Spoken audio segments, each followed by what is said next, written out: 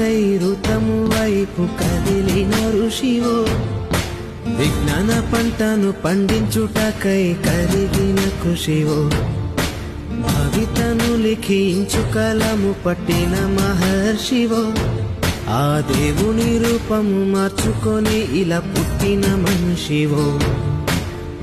కన్ను పెగు ముడికి రాత రాసినోడు బ్రహ్మైతే, బ్రతుకు రాత రాసిన నువ్వు మరో బ్రహ్మవో.